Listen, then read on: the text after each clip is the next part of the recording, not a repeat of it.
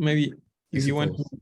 introduce a little bit of the session today, Samantha, or should we go directly to Lucho's presentation? Yeah, so, good morning, everybody. Today's class is on informality in Peru and the post-colonial city. And we have our guest, Luis Rodrigo, whom many of you maybe already know. He's also a faculty at our school, and he's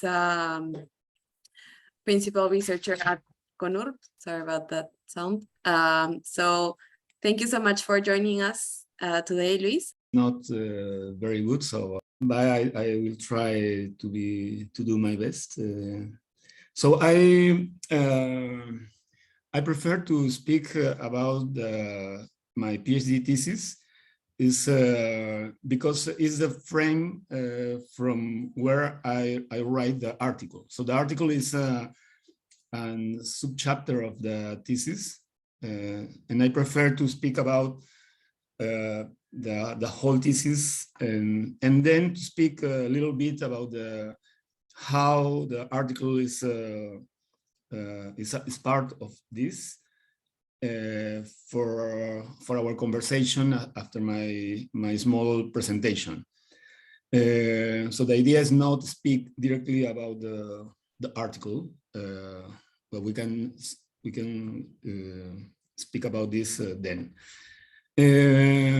Maybe I can start the presentation.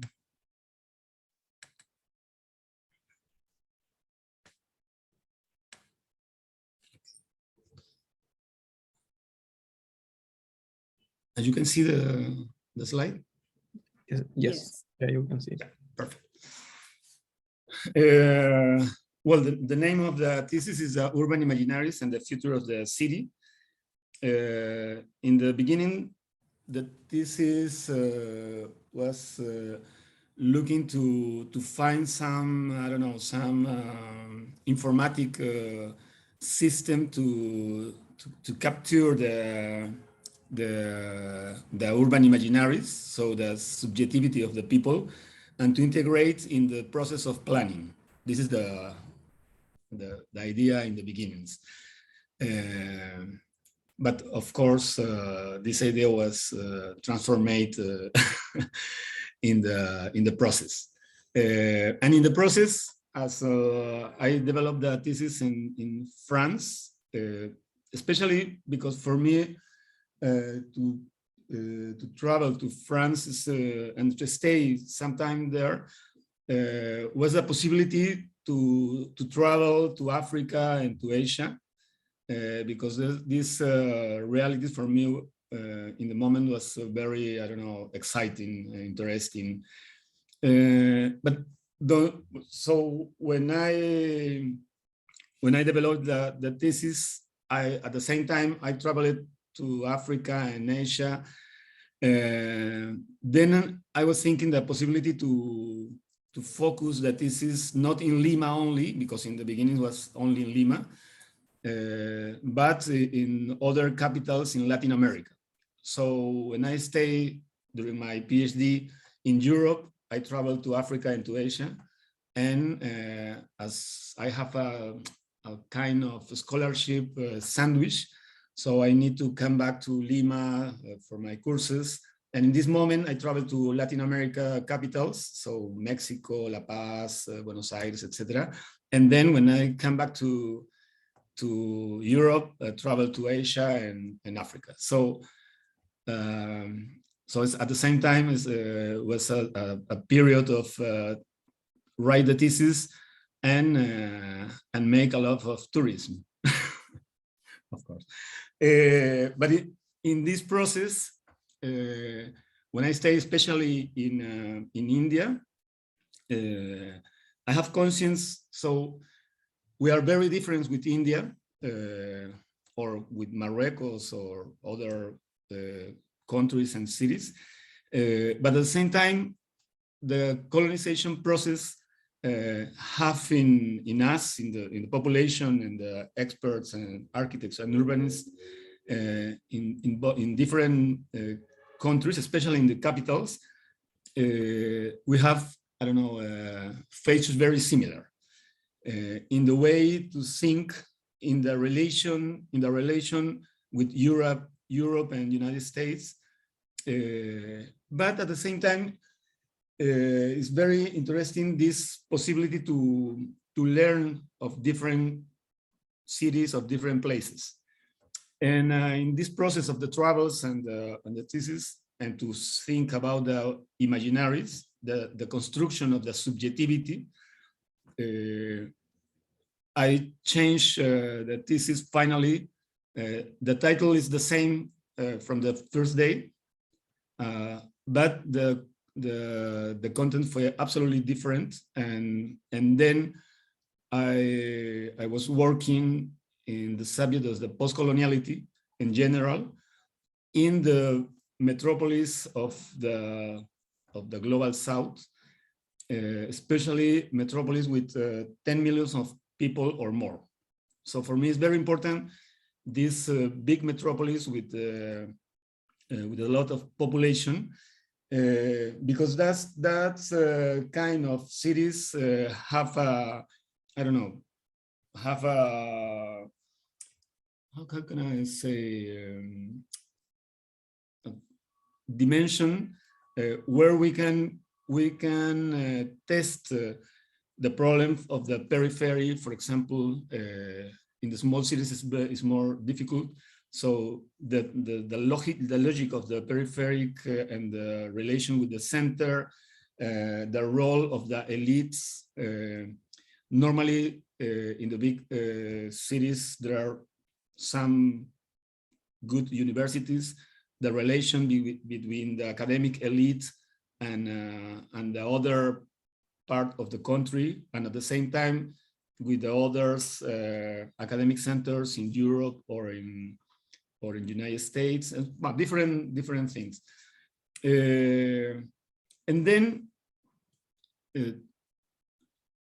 to allow the thesis to think about not only in terms of problems, but in terms of solutions, not solutions, but at least to think possibilities of solutions, possibilities to overlap the problem in a new horizon. The idea was to incorporate in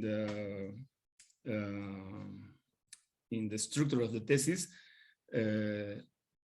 the reappropriations. So I will speak about this.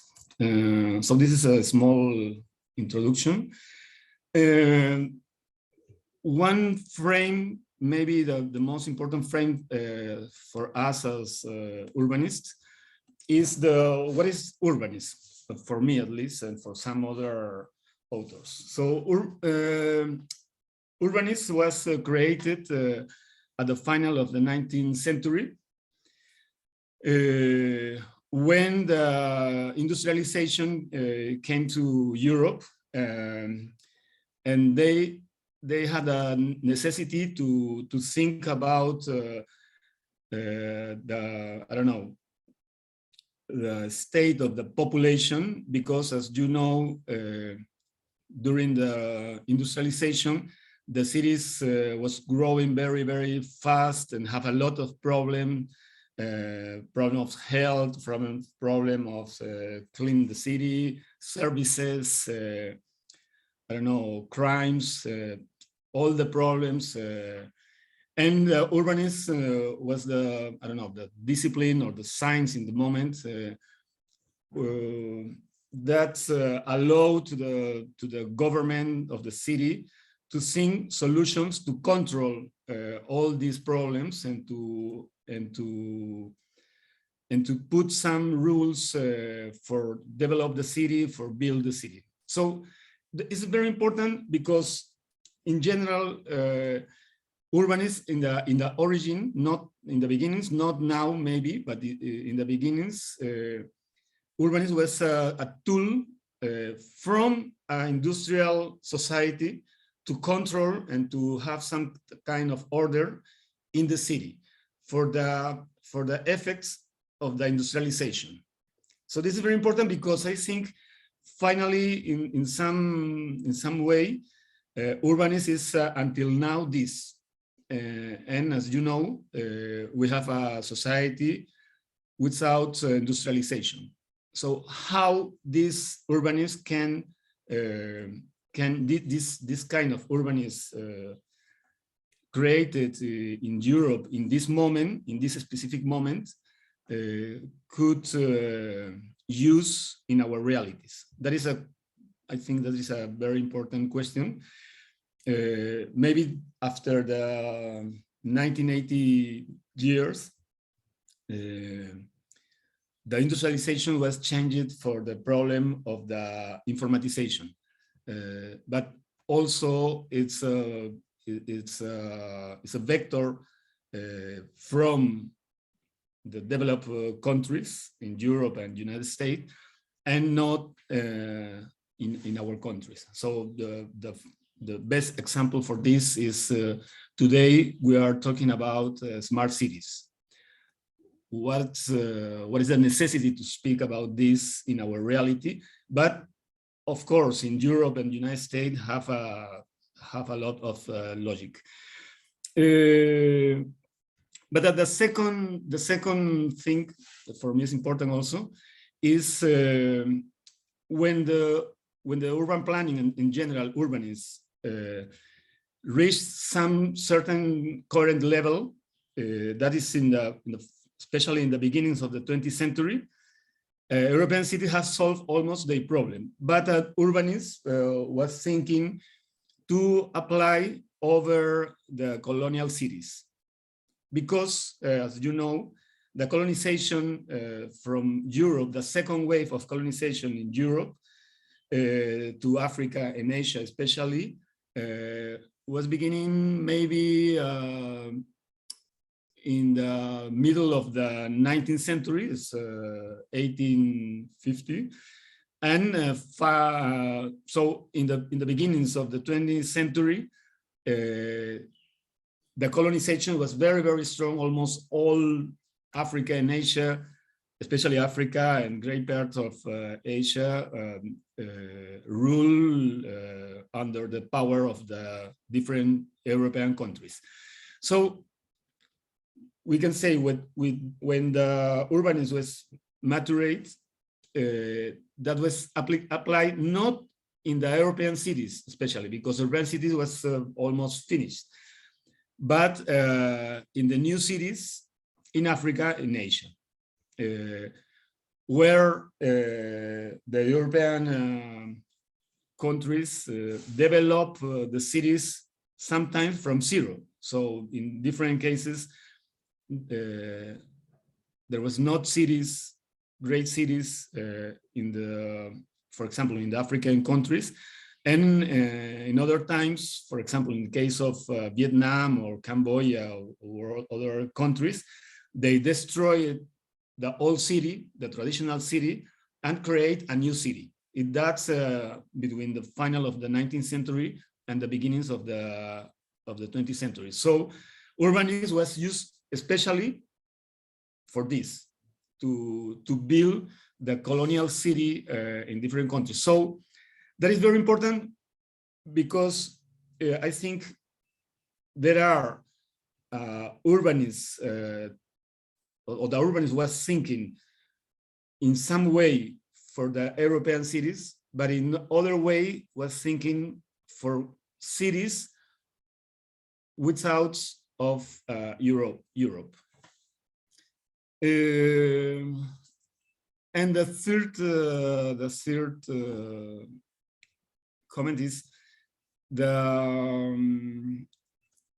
this colonial origin of the urbanism and the planning, for me, is the base of the urban inequality that today is the main concern of contemporary urbanism. So I think the colonial city, and this is most clear in the case of Africa and Asia, but then we can extrapolate this to Latin America, and we can say this is the beginning of the inequality in our cities.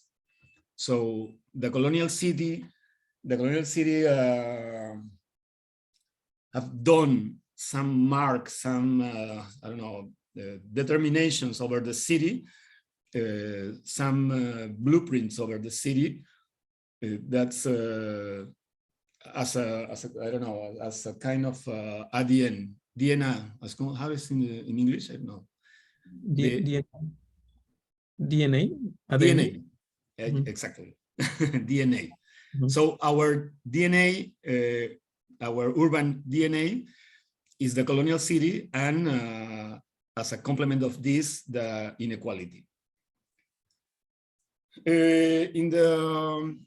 So this is a very abstract of the thesis, of course.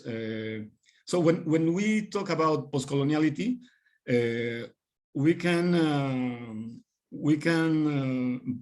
mark 3 different moments of the thinking in the post-coloniality.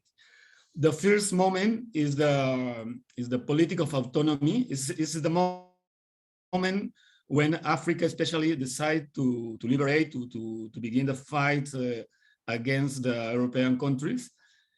So this moment, Akil Membe calls the anti-colonial struggles. It's from 1940 to 1980 approximately. And it's the moment of Frantz Fanon, it's the moment of Aimé Césaire and different others thinking and fighters against or in favor of the liberation of the countries under the colonization.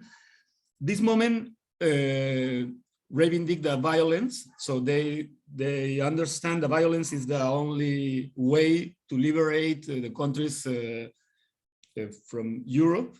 The second thing is they use the theory of Karl Marx, the Marxism, as a base, as a theoretical or maybe epistemological base to build a position against the colonization. So they transform the exploitation of the proletarios or the workers, the industrial workers, transform this subject and to use this to speak about the problem of the colonization. And in this moment, the important thing was the liberation. So my thesis is about the urban imaginary. So it's about the subjectivity. But in this moment, Aimé Césaire or Frantz Fanon didn't understand how to say the importance of the subjectivity for this first thinker. It's important to fight. It's important to reach the liberation. Some people in this time, especially some psychologists, was books and theories about the necessity to think about the future of the colonial countries after the liberation. And they say, especially Octavio Manoni is a French psychologist. So they say, he said, the problem is not the liberation, because the liberation was reached in some moment. The problem is the subjectivity of the people in the colonial time, that after the colonization, they will have some problems because the subjectivity is the subjectivity of the colonial subject. So, but Fanon is against this, and he say no. The problem is Manoni is a French, so European people, and he don't want the liberation of Africa, for example. So this is important because it's this is the refuse of the importance of the subjectivity in the moment of the liberation. Then when the when the most of African and Asia countries was liberated, the thinking of the coloniality, of the post-coloniality changed. And changed in this period, call it the subaltern studies. Maybe the most important was Gayatri Spivak Chakraborty or Homi Bhabha. Well, the most important maybe is Edward Said, who wrote a book, Orientalism. Orientalism is a very important text where Said he analyzed the art of Europe, especially painting and writing, romance, and he analyzed how European artists describe and establish some portrait about the people in Orient, and he showed how the description of the people from Orient from the people European artists is not true. So there are a lot of suppositions about how is the people of Orient, a kind of or the idealization or romanticization, or in the other side to describe these people as salvage. No, how do you say a wild people?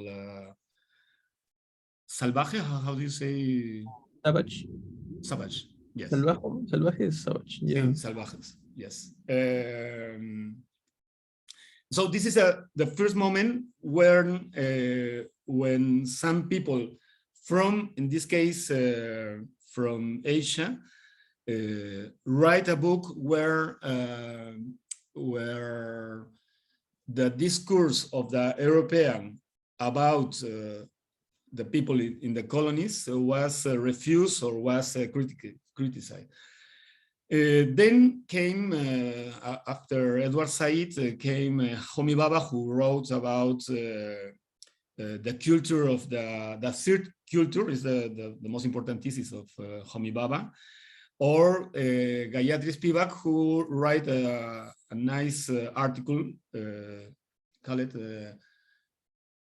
Can the Subaltern Speak, or something like this. So describe the I don't know, the subaltern as these people under the but not under the power of the colonization, but under the power of the ex-countries, Europe especially, under the power of the knowledge. That is very important. So in the great hermeneutic, the focus changed from the liberation, the physical liberation, the territorial liberation, to the intellectual liberation. So that is very important. And for me, Vasconcelos in Mexico, or José Carlos Mariátegui, who wrote their books between the 1920s and 1930s, is in this category. But I don't know, 60 years before, because also José Carlos Mariátegui had the same kind of predicament. And the third moment, so we are in this moment, according Akil Membe, is the moment of the new epistemology. So it's not, in this case, it's not a liberation.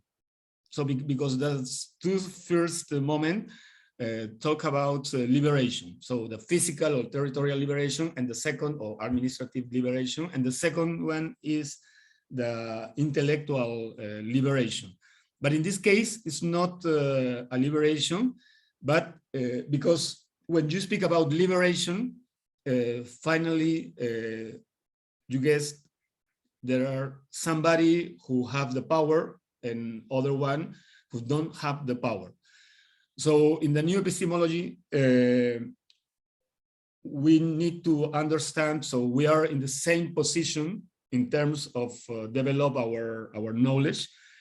And we need to contribute to build a knowledge, but in the same conditions. So they're not liberation. It's only the capacity to think in an independent way.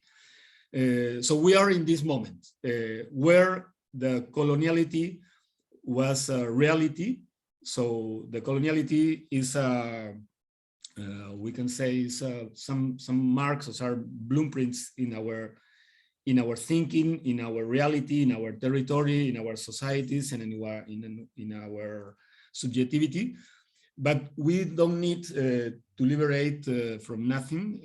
We need to establish a new thinking, a new knowledge, and in this knowledge, we need to participate in same conditions without any complex in some way. So in a whole problem of the post-coloniality, for me, it's very important the imaginary, that means the subjectivity. The subjectivity is important because according Cornelius Castoriadis is a philosopher from Greece. Maybe it's a postmodern philosopher, Marxist also, but maybe he belongs to this wave called the New Marxism. And for these people, for the New Marxist, in general, the Marxist theory is a theory very materialist, and it's true. The Marx speak about the sublimation of the I don't know the name, the words. Well, Marx Marx talk about in some parts about the subjectivity, but it's not the most important, because Marx and Lenin and Engels was concentrate also in the liberation of the worker, and the problem is to reach the revolution. But then after Marx and Lenin and all these people, people as what is the name of this? The Italian Gramsci. People have Gramsci talk about it's different, the domination of the hegemony. So this is a very, very interesting difference, because you have the domination with the power, with economical or with the force, but in general with power. But hegemony is different, because the hegemony, you can have the hegemony without power. You can use the hegemony with your discourse, and from the hegemony, you can finally obtain the domination. And for Gramsci, this is the key of the problem in the Russian Revolution, that they use the domination and concentrate in this, but maybe never reach to have the hegemony. And the hegemony is in some part the work over the rationality and the conscience, but also is a work over the subjectivity. So because Castoriadis explained that very well. Normally, you think under the domination or the hegemony, I don't know, of the subjectivity. So is the inconscience who have who rule the conscience. So your thinking is dominate from your subjectivity. So it's the problem, but maybe that is more simple to see when you go to buy something in this consumism time. So when you go to buy something, normally you believe you are choosing something, but in general there are people who convince you that you can find something choice for you, but in general there are some people who decide what is you need, what is you need find, to understand, or to believe you are choose something, no? So in general, you are absolutely convinced, so you are find something, but something have put this in the specific place for in some moment you find this. So it's very interesting because the operation to buy something, to elect something, is a rational operation, but you are convincing before from this. So finally, you don't need to answer about why are only this kind of, I don't know, this kind of articles in the market or in the mall. So for you, this is the universe of objects, and you need to choose something from this. Well, this is not, I don't know, it's a good example there. So, so it's very important. So it's very important to analyze the imaginary. So the imaginary is the, for different people, for Lacan, for Castoriadis, for Sartre, the imaginary is the ensemble or the stock of images that you keep in your mind. So the imaginary is only the stock of images. So, but the problem is how you build the images. So that is finally the very interesting thing. And how do you think? Do you think from images, or do you think from ideas, or do you think from words? So you think with the language, that is the theory of, I don't know, Saussure, from Saussure to Lacan, or you think from ideas, or you think from images? So for me, you think from images. There are people who think about this. And so then this is to explain this. This is a drawing from Wamampoma, and Wamampoma say in the upper part, say consideration about the city of heaven for the poor people and other things. But it's interesting because for Wamampoma write this big letter to the Spanish king to reclaim for the abuse of the Spanish people here, and to recommend some change in the politics of the Virreinato of Peru. So in this big letter, it's a big letter of, I don't know, 600 pages with, I don't remember, but I think it's 400 drawings like this. So it's a big work. So, and here, to explain, when Wamampoma begin the part where he recommended some rules, some measures to the king, the Spanish king, to change the politics and the policies in Peru, they begin with these images and say this is a considerations, the city of the heaven for the poor people. And if you observe this drawing, it's very interesting because about, first of all, Wamampoma wrote the letter in the 1617 year. So more or less 60 years after the colonization. So only 60 years. It's nothing, no? For him, for example, from here to 60 years before is 1960, no? So it's the revolution of Velasco, the government of Velasco, the first government of Belaúnde. So it's almost nothing. It's yesterday.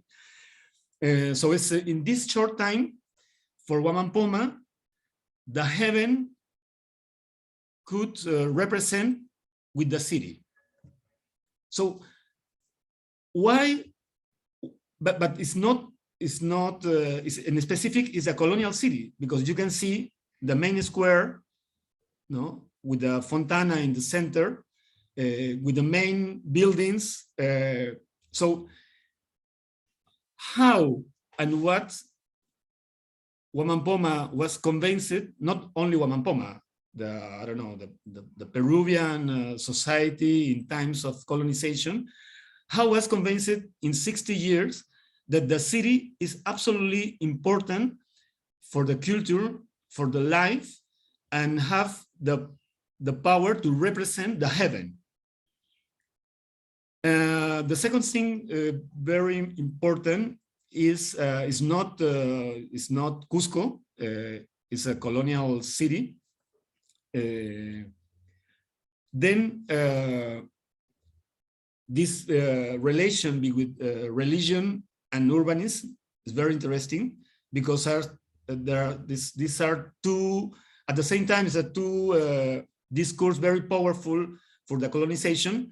And finally, we can understand with these images the very strong importance of the city in the process of the colonization. So the city was important, like the religion, like the idea of God for the colonization. So it's a very, very important device for the colonization. The second thing is, at the same time, this drawing is a kind of utopia, because if you see the architecture in the square, you can find the two architectures, the architecture from the indigenous and the architecture of the Spanish people. So in the below part, you can see this kind of, I don't know, I don't know, loggia or wall with this arcade.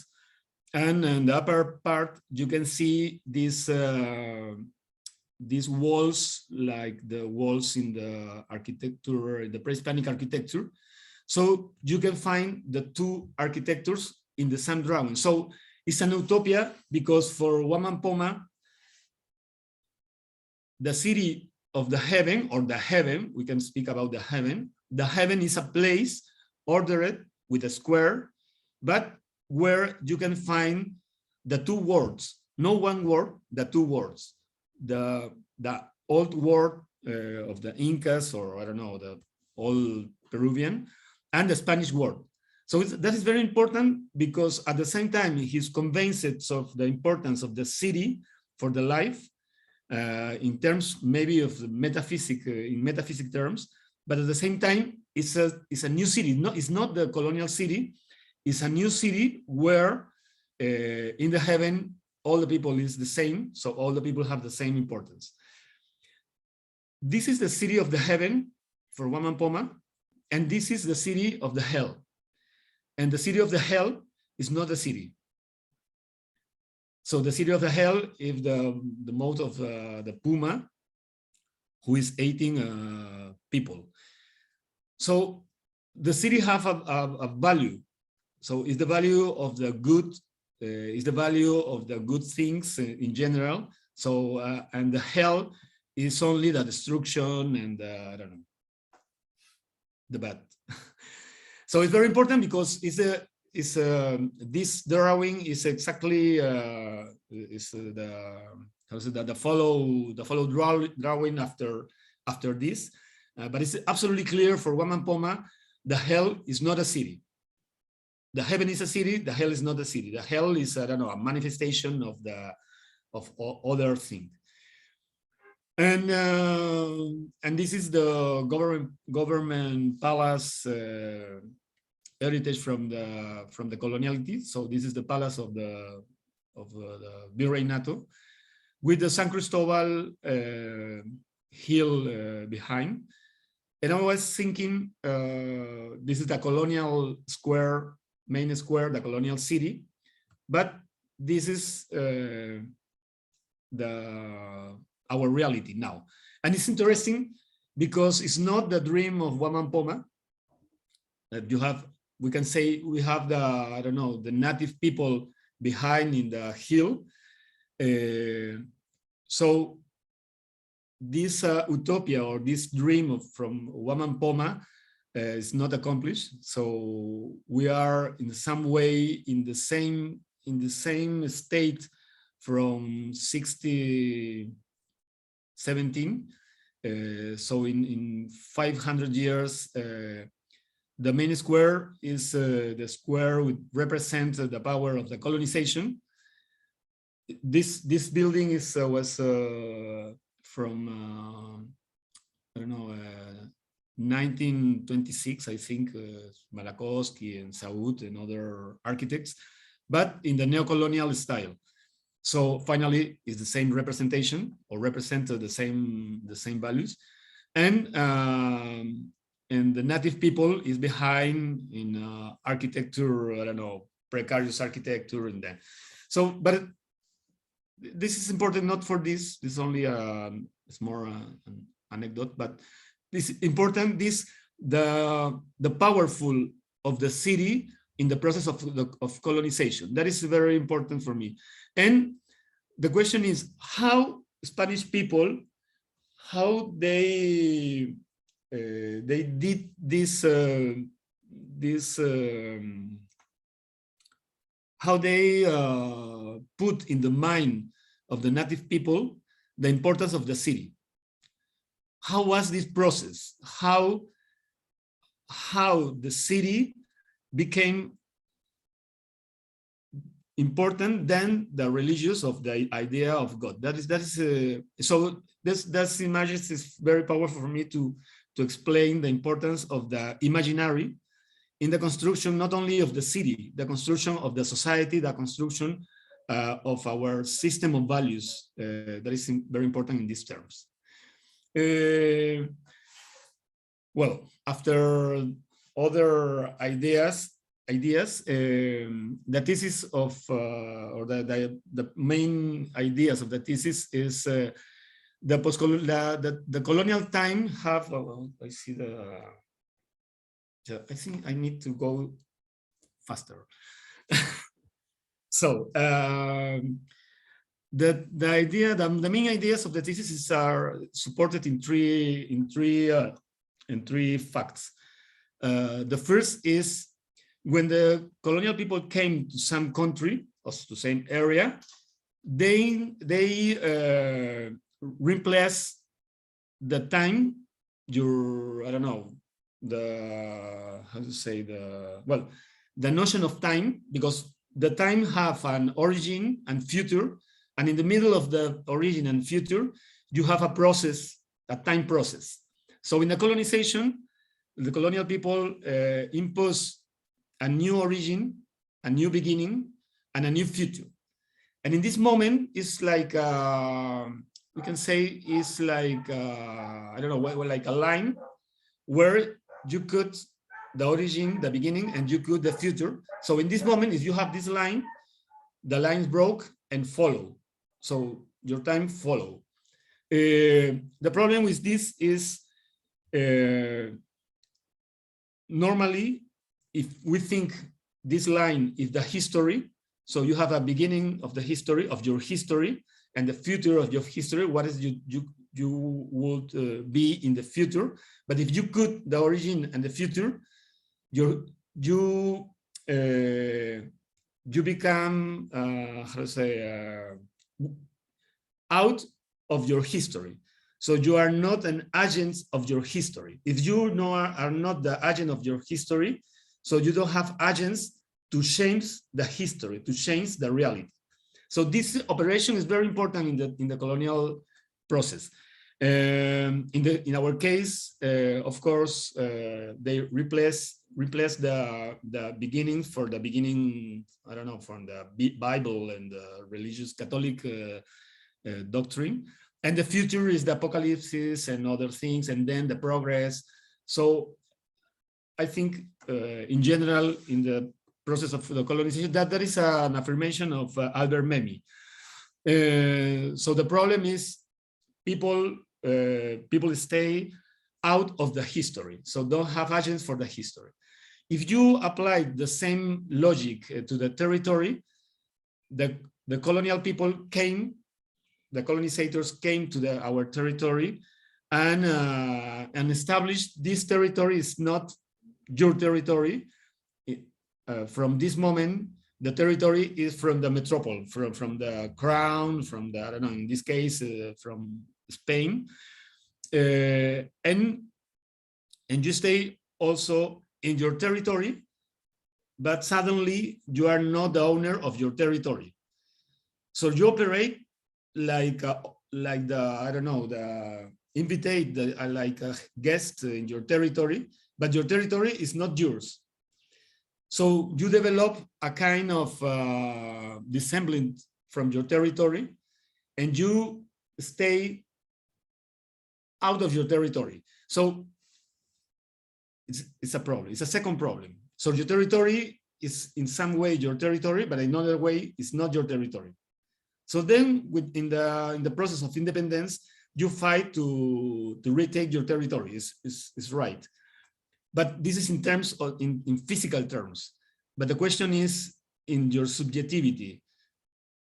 The territory is yours after the period of the war, after the war of independence. This is a question. And the third thing is, in the same way, you lost your agents in the time, and you stayed, I don't know, beside your territory. How is what's happened with your society?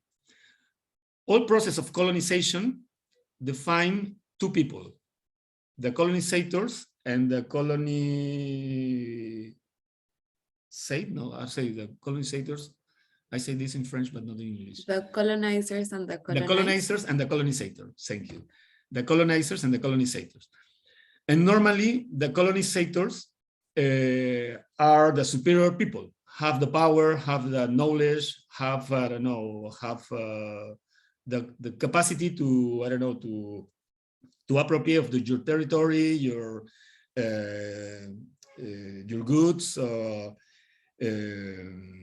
your knowledge, your art, your woman, your family, your daughters. So it's have the power. It's superior of you.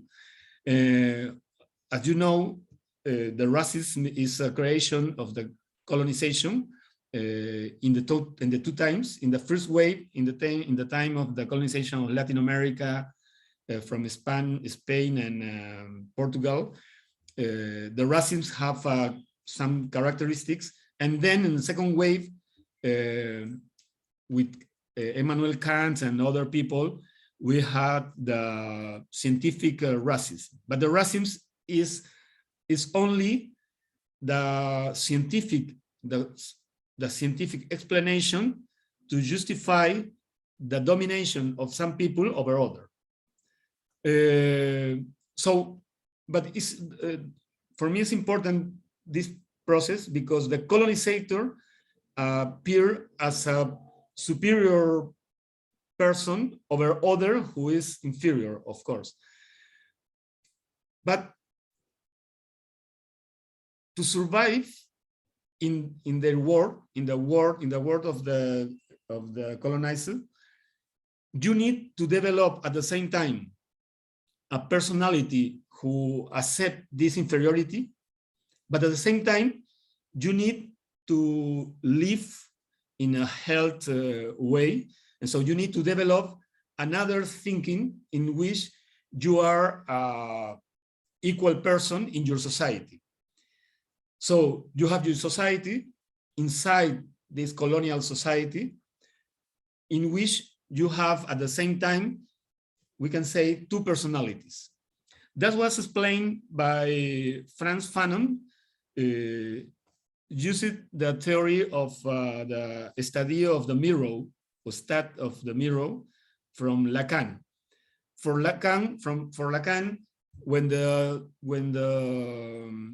child is in the, I don't know, in the period of between 3 and 6 years, in some moment they see their image in the mirror, and in this moment he passed and he not recognize himself in the mirror. But then he knows is him. He moved the hands, he moved, I don't know, the face, and finally he say, this is me. But I don't recognize this image, this face, because in my mind, I was different. Because my mother say, oh, my little pretty baby, I know all the things the mothers and fathers say to us. So, but these fat and extreme people are me. So in this moment from Lacan, the state of the mirror is the formation of two subjects in the mind. So you have a scission, your mind divided in two, and you have, we can say, two personalities. Well, Fanon take this to affirm in the colonization is the same with the problem of the racialization, because normally you understand you as a normal person, because in your family all the people is equal, but when you go without your house, suddenly you are, from Fanon, you are the nigger in the French society, in the French colonies. So you are a nigger, but you are not conscious of you are a nigger with different rights, with different intelligence, with different, I don't know, a different person. And in this moment, you keep your first image of you inside your house where you are equal, but at the same time, you develop this other personality. So you are not equal to the other person. You are a nigger, a black people or whatever. This is the appropriation of the Lacan theory instead of mirror from Frantz Fanon. So in the colonial societies, in the post-colonial, in the colonial societies, this process, this is a process, and in this moment, but when the colonizers go out from the colony,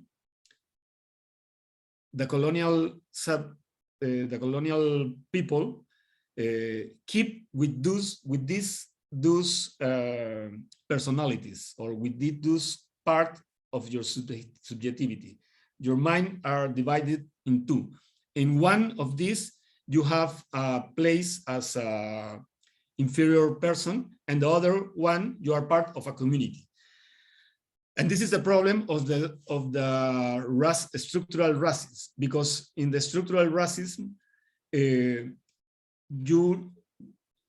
not always you are racialized and you are, I don't know, injured by your, or injury, no, but not only you are always in the place of the inferior people, because suddenly when you, I don't know, when you understand the people who are in front of you, I don't know, is more indigenous or more black or more ignorant or more whatever than you take the place of the colonizer, and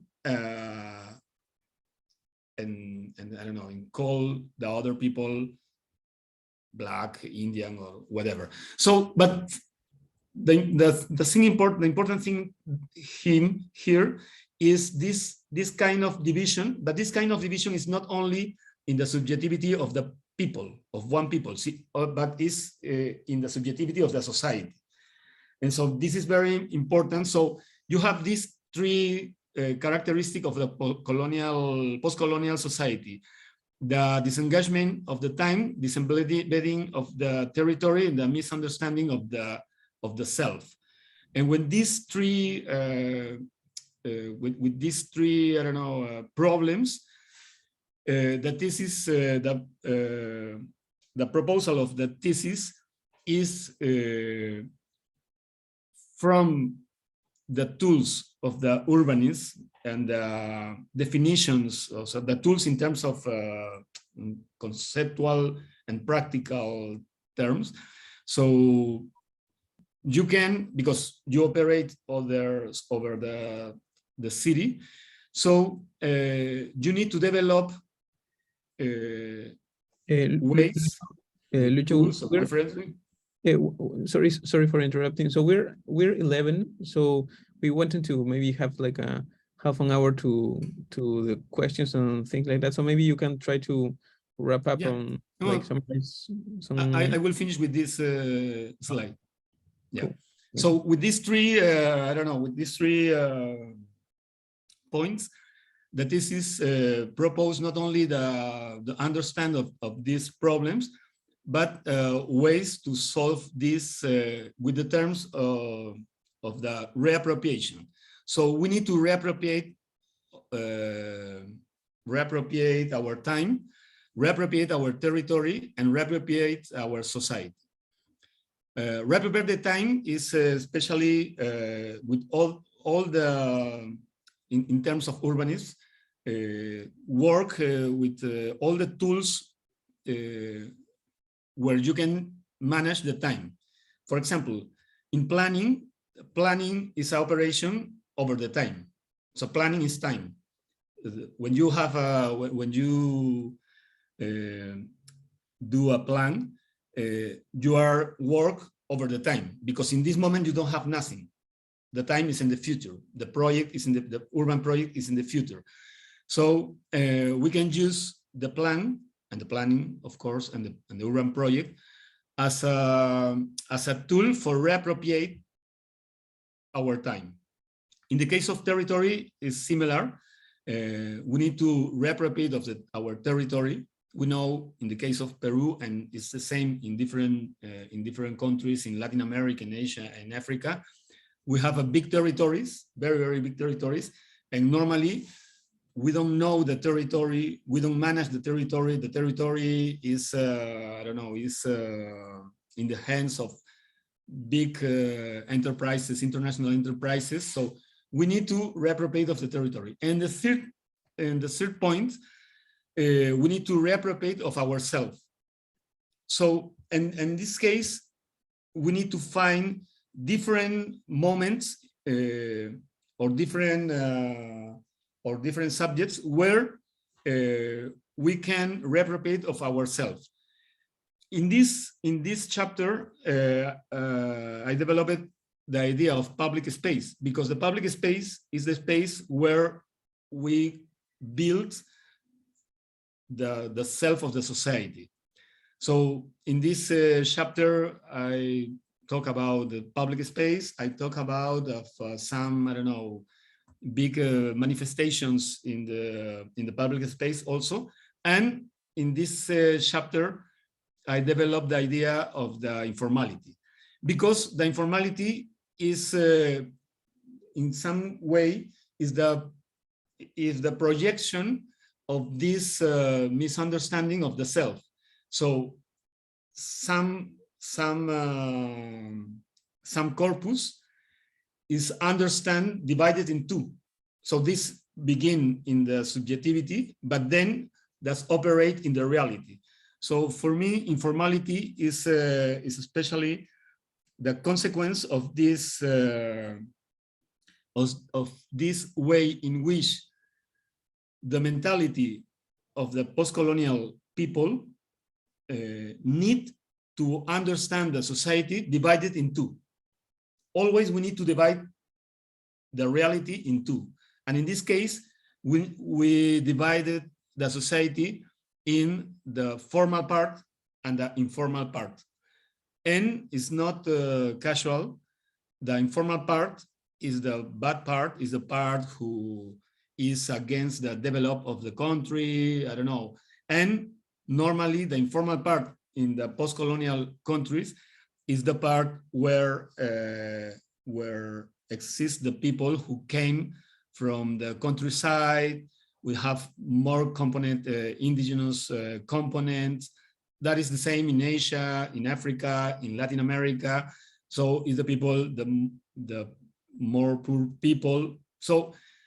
But the problem begin in our subjectivity, where we need to define the things like two works, two parts, and divide it all in this. So it's not simple like this, but this is the principle in some way. And I think I can stop here to talk with you. Okay, thank you, Lucho. So I think we Lucho and Samantha, we talk actually very often, but it's nice that in this opportunity we are seeing many of the things that are like underneath the surface of the things that we talk, and some of the ideas and some of the people that you read and the people that you are engaging with in your research. So this has been very interesting. There may be are lots of topics that are around, maybe to talk about the coloniality aspect, maybe the imaginaries, even the psychological things, the historical episodes. Maybe we might want to focus in one of those constellations of ideas, which is the coloniality. We put as a title of this session the informal city and the post-colonial concept, or the post-colonial city.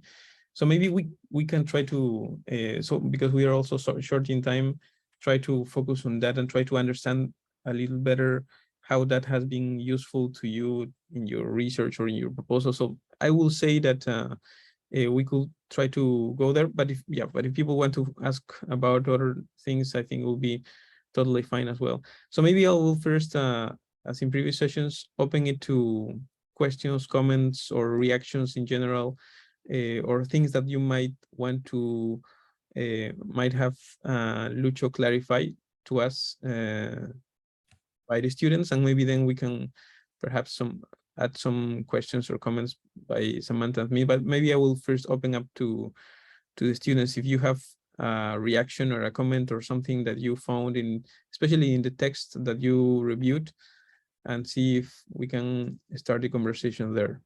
Yeah, I don't know if there is something that any of you want to talk about.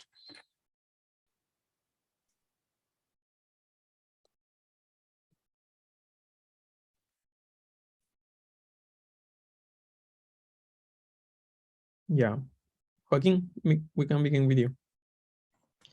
Yeah, thank you. Thank you very much, Professor Luis, for your presentation.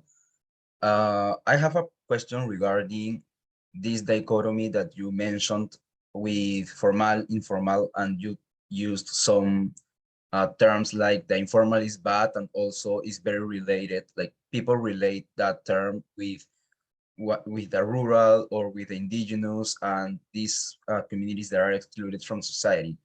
But my question is how, like, this vision of the society itself, like, I understand that we are not seeing the society in this dichotomy, but we are seeing this dichotomy in the society in the sense that we are approaching the society as already divided in two.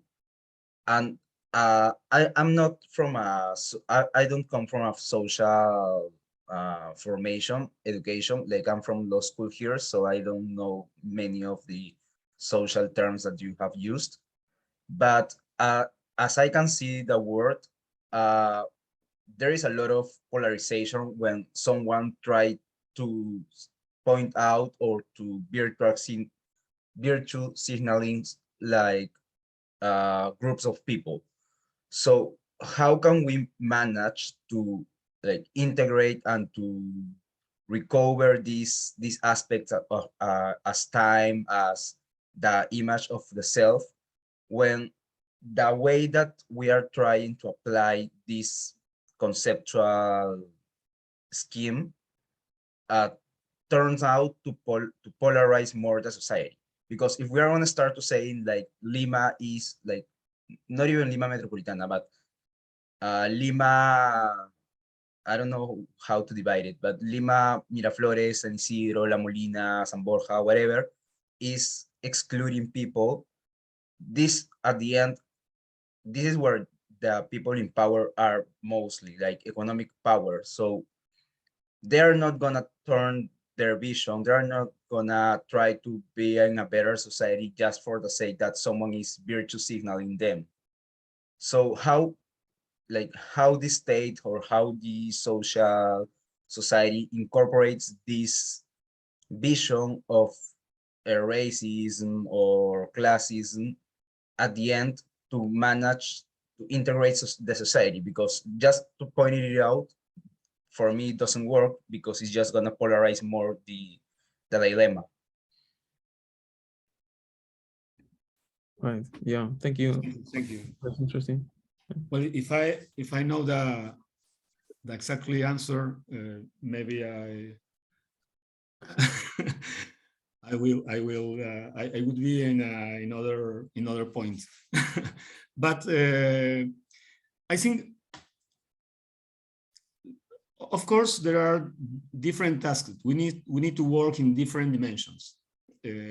I try to concentrate in one of these, in the problem of the subjectivity, because as an urbanist was created as a scientific discipline and rational discipline, exclude normally the problem of the subjectivity.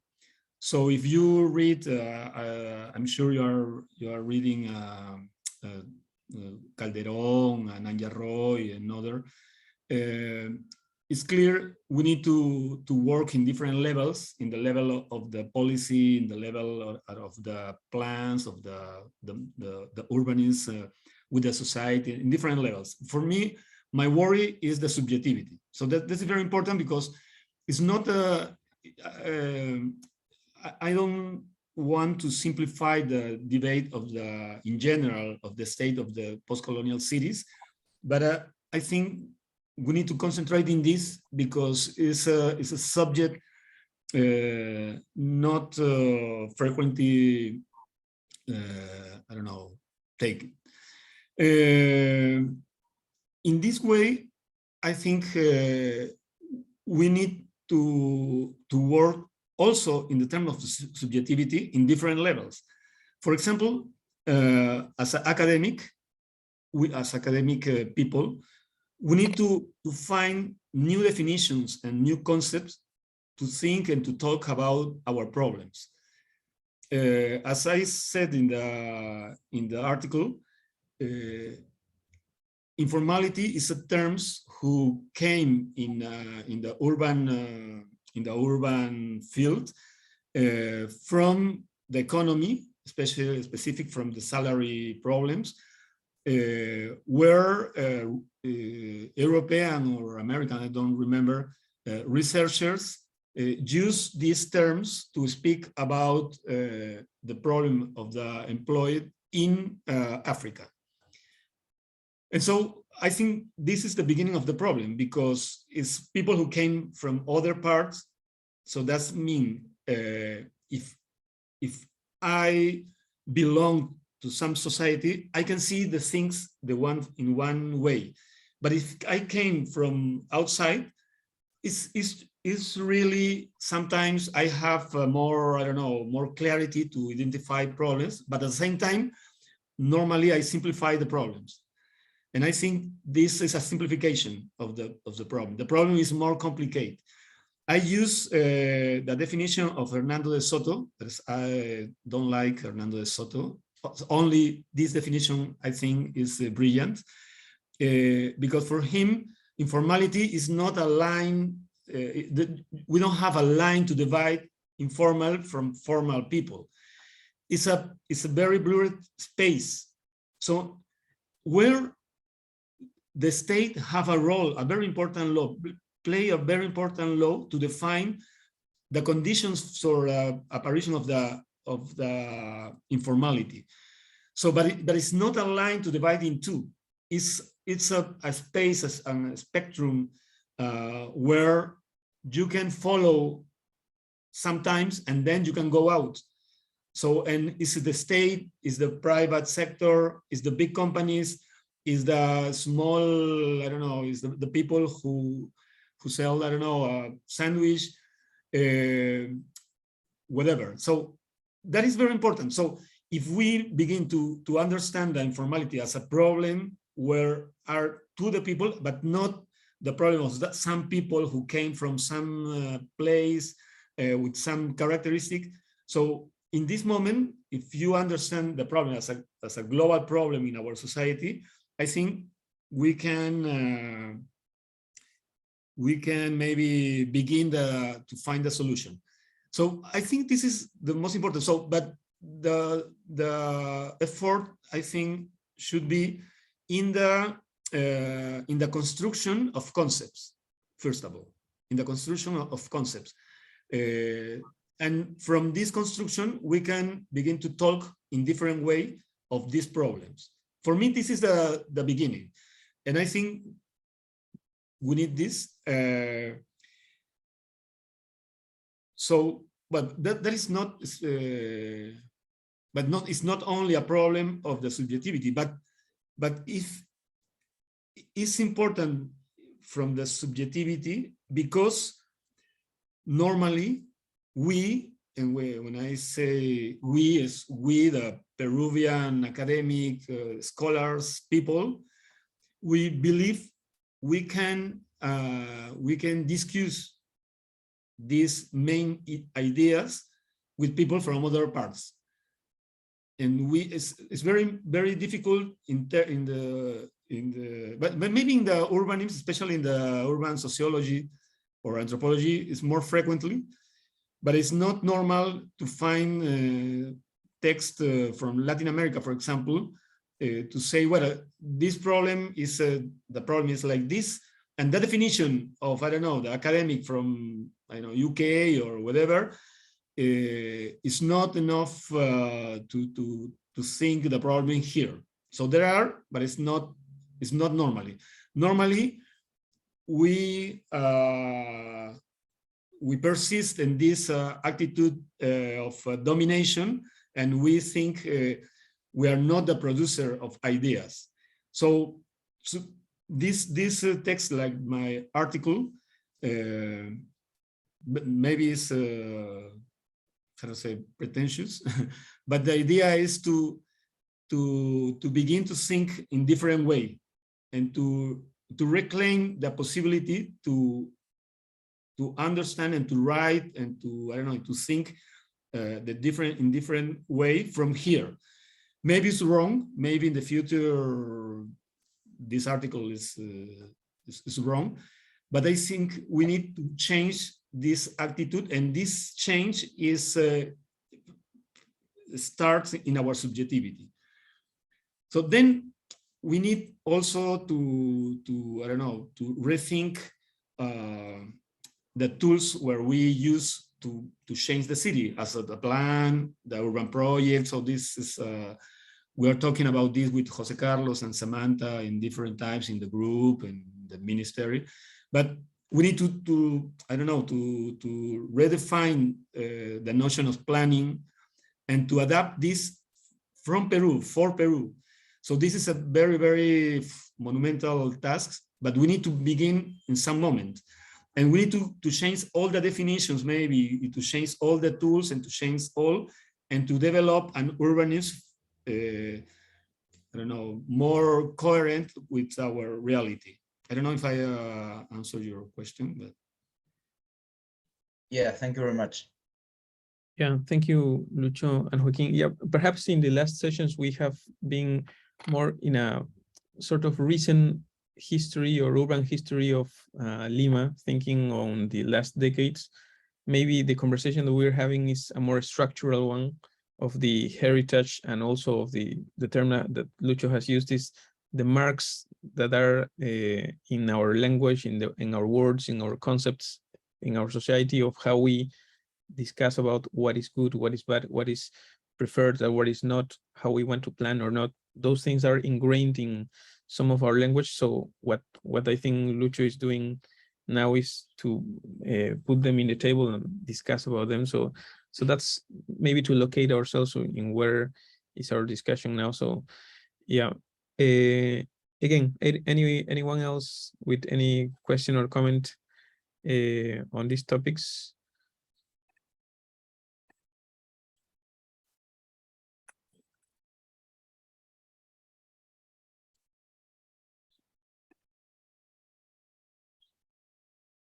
In the article, there is a little less from the discussion on subjectivity. I think it is put in some places, some references, but I think it's more centered in the concept of coloniality, or coloniality, and and in an exercise that you do in relation to some episodes and some historical episodes in the colonial period in Peru. That's what I see. That I'm saying that because that's also what the quotes of the students for this session have been. So yeah, I don't know if taking the quote that the students have chosen, want to comment on something or ask, because otherwise I'm gonna use the time to ask some questions by me, but I'm still refraining from doing that. So yeah, some seconds additional for you guys to ask anything.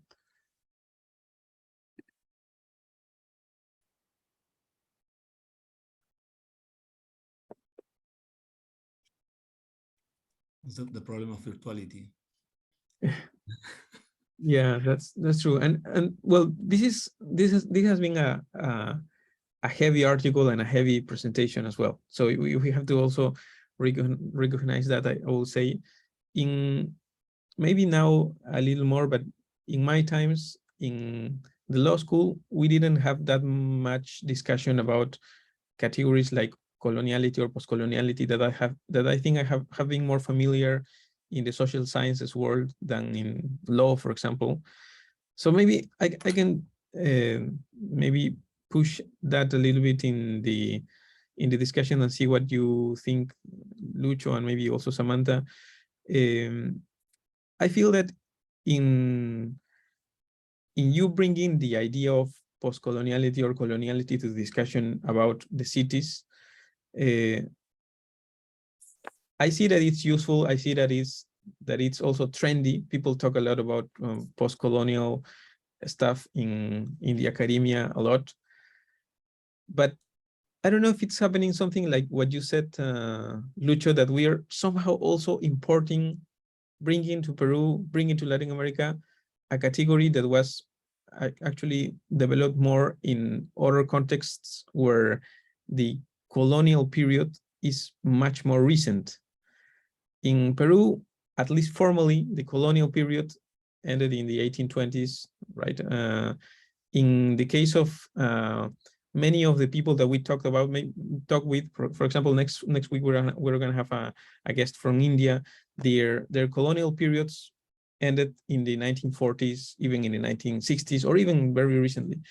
So my question is whether that difference in time might make it a little more difficult to talk about coloniality, maybe at least in the concrete terms. Maybe figuratively we could say that it makes sense, but that difference in maybe 100 years or more than 100 years in the comparison of colonial contexts of other places in Africa and in Asia than to Latin America makes it difficult to make that comparison or make that usage of that concept. And I felt a little bit of that. I had the sensation of that in the article, because you do a fairly interesting urban history of mainly Lima during the 20th century to the barriadas, even to the end of the 19th century. But then you jump to colonial episodes of the early colony in the 1500s, 1600s.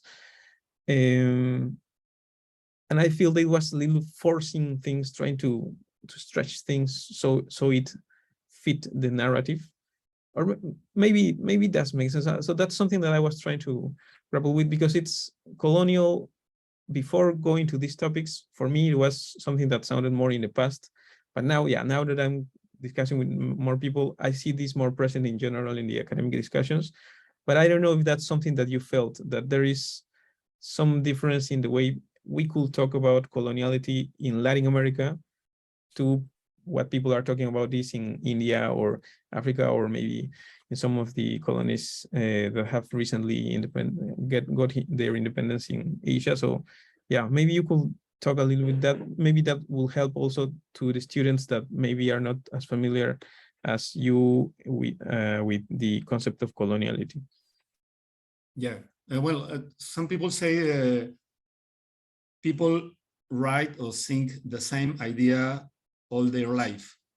And I think for me it's more or less like this, because when I stay in the university, in the undergraduate, in the uni, when I studied architecture, well, first of all, as all the people, maybe in the school, I read Mariátegui. Mariátegui is a post-colonial writer. He write about the literature. He speak about the Arcadia colonial. No, this is the what is the word? The Arcadia colonial is Sebastián Bondi, but this I don't remember the words.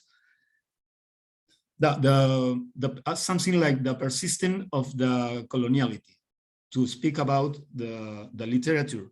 And then he speak about when he speak about the problem of the Indian and different parts, he's refer his ideas as a critic of the colonial time and the incapacity of our society to reach this moment and to change the way to think. So for me, really, that is true until now.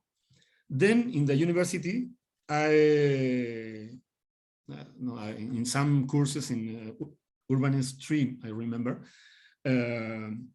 I wrote a small work about Cusco and how Cusco is an evidence of the violence of the colonization.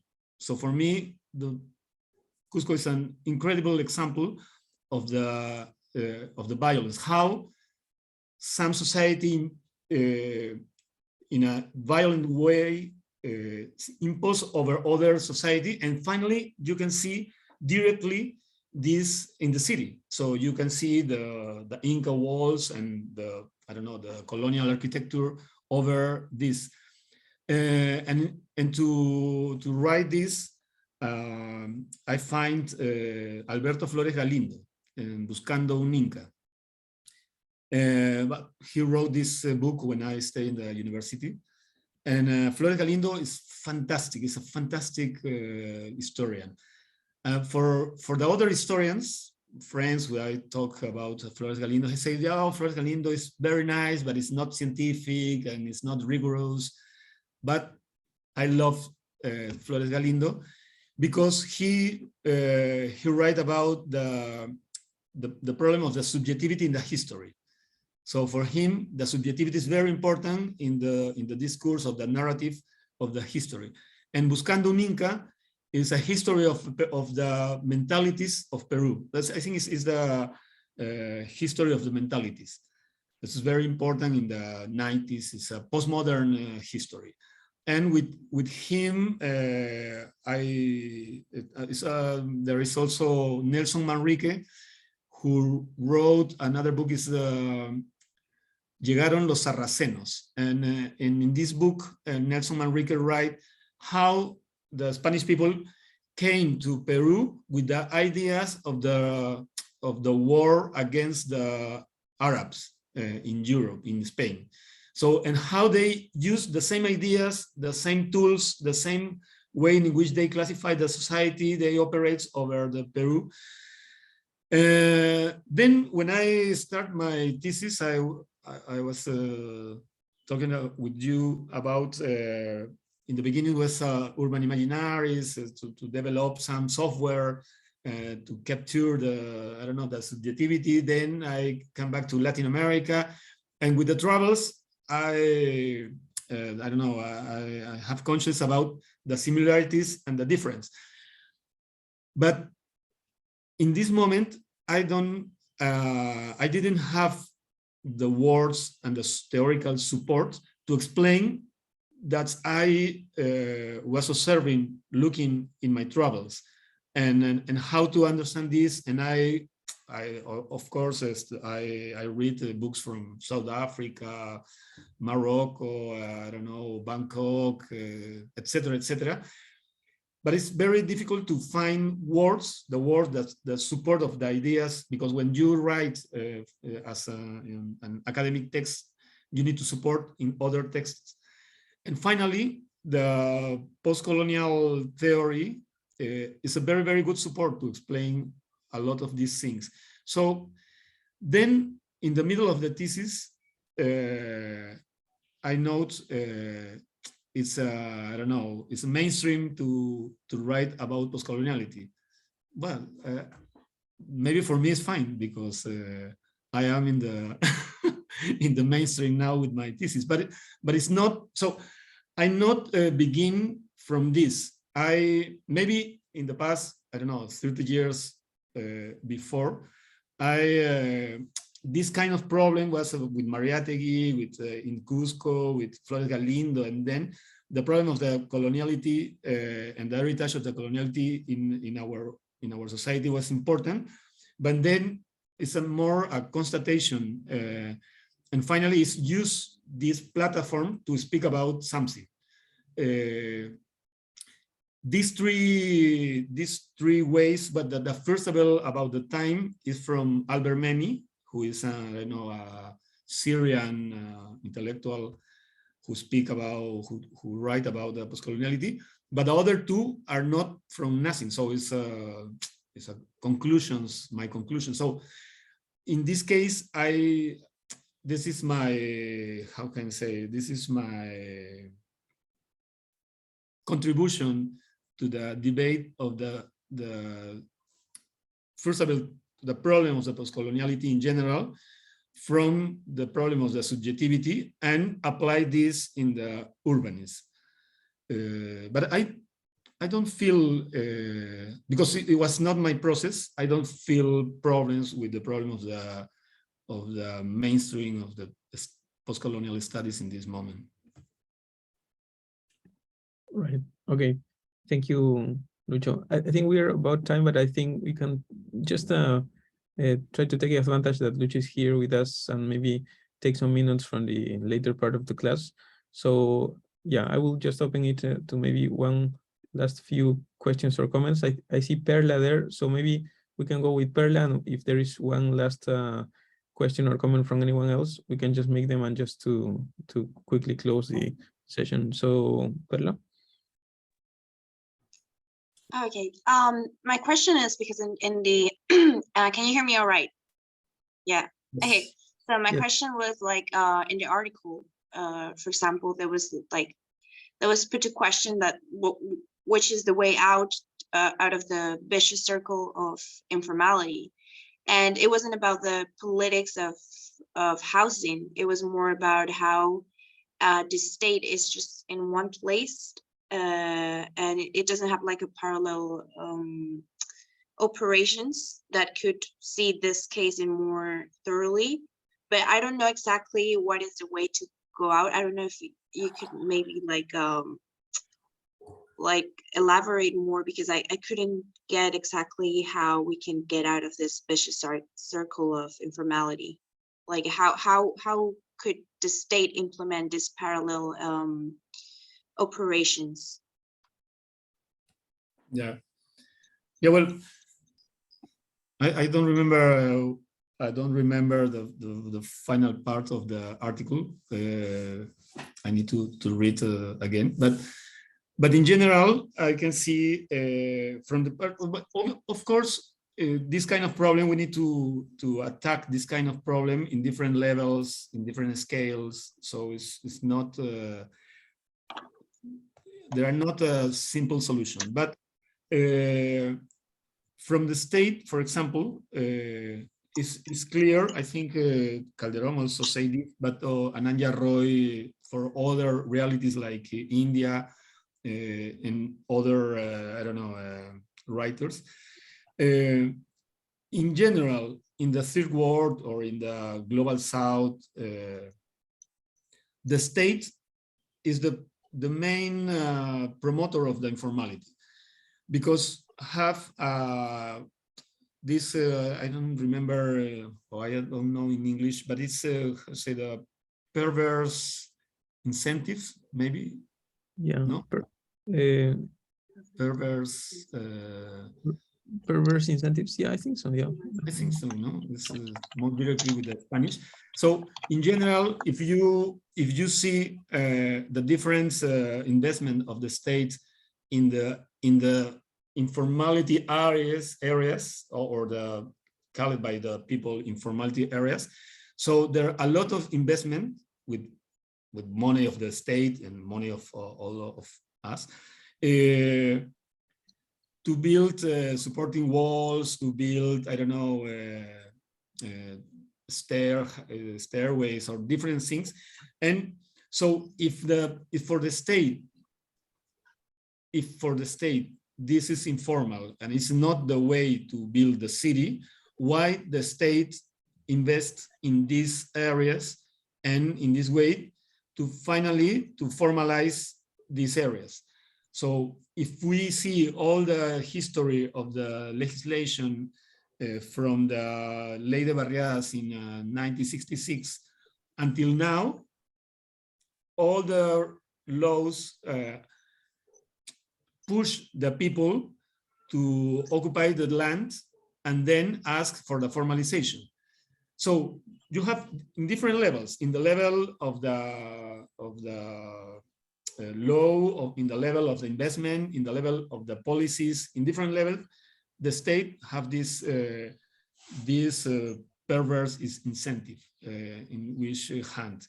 At the same time, in the other side, if you see the way in which the state create laws for the other parts of the city, that not informal, for the formal part, for the, I don't know, to manage and to build things, different infrastructures in Miraflores, Barranco, Jesus Maria. So they have a different behavior. So the state have this distinction. For the state, there are two, in the city, there are two parts of clear difference, the formal and informal, because they have laws, policies, investments, projects, architects, etc., for this city and for this city. Absolutely different, it's two words. So I think the first thing we need to do is to unify and to have one policy, one law, one, no? So obviously with difference. For example, if you, this is my my problem with the programs of improve neighborhoods, because improve neighborhoods, if you think the programs of improvement neighborhoods only for the people in the, I mean, the settlements in the periphery, you insist in the same behavior, in the same attitude. So how we can change this? So we need to rethink the problem of this kind of program and different things.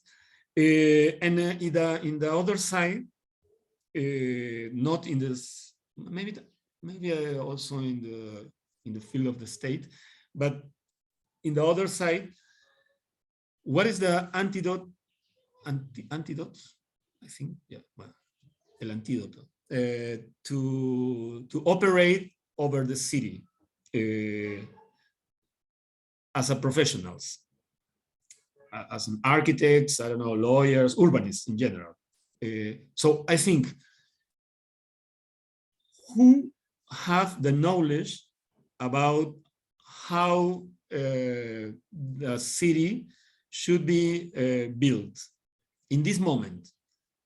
Who have the knowledge about this? Who have the knowledge about the relations, the relation of the leaders with the society, the will of the people, the way in which the people could support and work to build the city? Who have the experience about all these 100 years of slums in Peru? Of course, the people.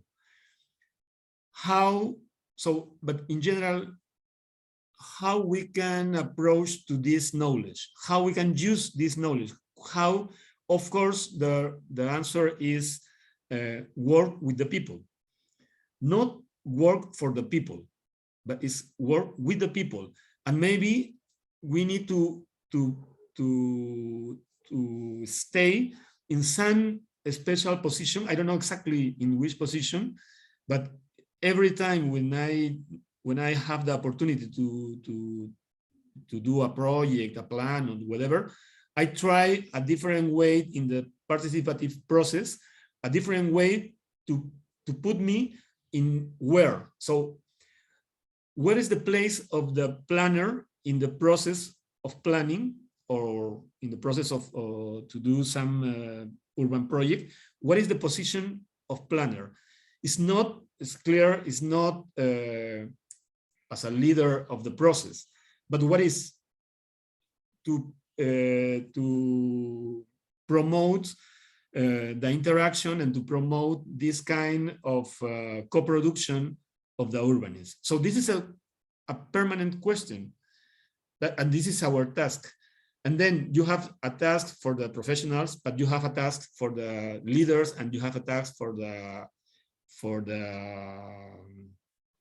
people in general and for the state. So I think every stakeholder need to define the role and the position for this new approach to the urbanism. Okay, thank you, Lucho. Yeah, and I think yeah, we're already with time, but even though it's more theoretical presentation that we have had in this session, Lucho has been behind some of the topics that we've discussed in a more concrete way in the first sessions, especially the national policy of housing and urbanism and the urban development law. That discussion, for example, in the definition of planning or the urban plans, from being a technical instrument to being a co-production of an agreement on the city, which is in the text of the laws, that has behind some of these discussions. So that might be an example of how these discussions go down to everyday topics and everyday discussions on the more concrete and applied part of urbanism. So yeah, I think that's something that we might give some more information or more sources for you guys to give a look. So thank you so much, Lucho. I think we're over the time that we planned for this, but I think it was super interesting and useful. And well, there are many things, maybe threads for us to maybe explore more, but I think it's nice that we had this space with you. So thank you so much, Lucho. Just virtual.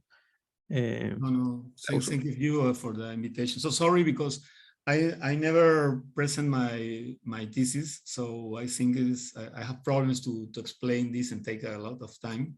So I'm sorry. No, but I think all the topics you mentioned are super relevant to some of the conversations we're having, especially in the next part of the course when we will actually have guests from other countries as well. So I think like you've really helped us to set the conversation and some ideas that are similar, but at the same time maybe different in other countries. So thank you so much for your presentation and our conversation today. And so yes, we can virtually clap and thank Lucho for his presence here with us. Thank you for the invitation, and thank you for being here.